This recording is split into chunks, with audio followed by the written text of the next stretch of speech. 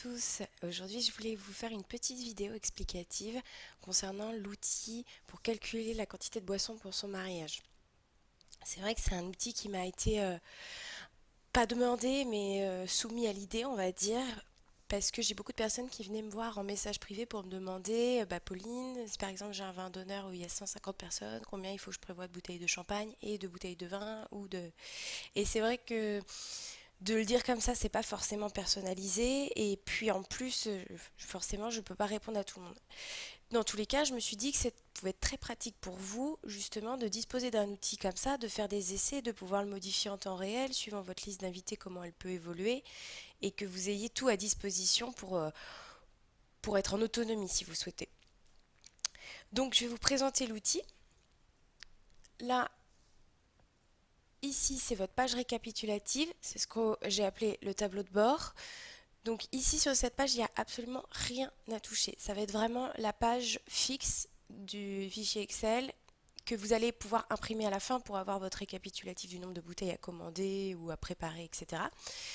Mais voilà, il n'y a rien à mettre parce que comme je l'ai indiqué ici, toutes les cellules contiennent des formules qui s'actualisent automatiquement.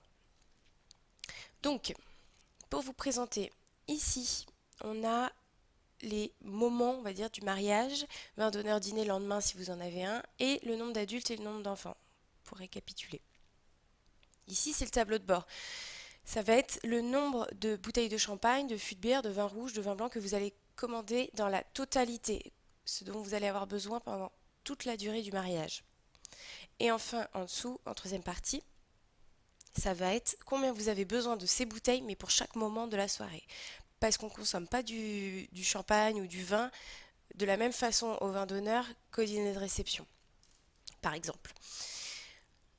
Donc là, vous allez avoir le détail pour chacun des bouteilles.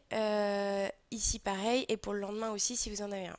Donc, on va voir tout de suite comment ça fonctionne. Il y a trois onglets pour bien différencier les moments du mariage. Le premier, c'est vin d'honneur, repas et lendemain. Ça se présente exactement de la même façon. Sur ces trois onglets-là, la seule chose que vous avez à remplir, c'est les cases grisées ou qui sont précédées d'une petite flèche, comme ici.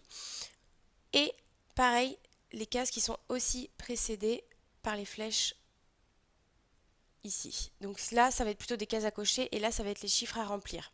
Et c'est tout. Et en fait, automatiquement, il y a des formules qui sont mises en place et qui vont calculer pour vous le nombre de bouteilles à commander. Donc, on va faire un essai tout de suite, vous allez voir. Par exemple, 150 invités au vin d'honneur. Sur ces 150 invités, on va dire que j'ai 140 adultes. Du coup, j'ai 10 enfants. Mais sur ces 140 adultes, j'ai 5 personnes qui ne boivent pas d'alcool. Voilà.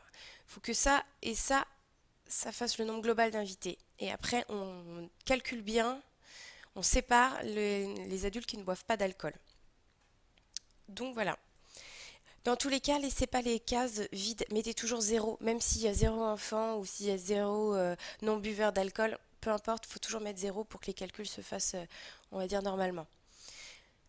Ici, pour les alcools et les softs, je vais vous demander est-ce que vous allez les proposer au vin d'honneur. Là, on est toujours sur le vin d'honneur uniquement. En général, on conseille de proposer un, deux, voire trois maximum boissons différentes, en tout cas alcoolisées, et d'avoir voilà, une boisson principale. Et ça évite surtout d'avoir des alcools qui vont être trop variés, donc qui vont avoir, enfin, vous allez avoir besoin de plus de stockage, vous allez avoir besoin de plus de réassorts, et en fait, ça va être plus le bazar qu'autre chose. Donc, par exemple, le champagne, on va dire que oui, vous en mettez, c'est un exemple, hein. Le vin rouge, non. Ah, peut-être proposer un petit peu de vin blanc. Des bières, pourquoi pas. Voilà, des alcools forts. Donc dans les alcools forts, ça va être plutôt les mélanges gin tonic, whisky, coca, rhum orange, tout ça. Et dans les apéritifs, voilà, ça va être vraiment les petits verres de Pinot, de Porto. Donc bien différencier les deux si vous les proposez. Pour les softs, eau plate, eau pétillante, on va mettre oui. En général, on conseille toujours de mettre eau plate et eau pétillante, sauf si vous êtes sûr que vous avez tous vos invités n'aiment pas l'eau pétillante, mais en général, c'est bien d'avoir un peu des deux, deux tiers, un tiers. Soda, on va mettre que oui, et jus de fruits aussi. Ensuite, donc du coup sur cette colonne, je vous demande si c'est la boisson principale ou secondaire. C'est-à-dire qu'est-ce que vous allez plus proposer, le plus mettre en avant pour votre vin d'honneur. En général, on va dire que c'est soit un cocktail, soit un champagne, soit du crément. Donc là, vous mettez par exemple, on va laisser principal pour champagne. On va dire que le vin blanc, ça va venir en secondaire parce que c'est pour venir en appui du champagne et pour ceux qui n'aiment pas le champagne, par exemple. Et pour ceux qui n'aiment ni le champagne ni le vin, pourquoi pas proposer de la bière. Donc secondaire aussi. Voilà, ça vous fait trois grosses boissons d'alcool, je veux dire alcoolisées, et des softs. Donc maintenant, on va voir ce que ça a changé sur notre tableau récapitulatif.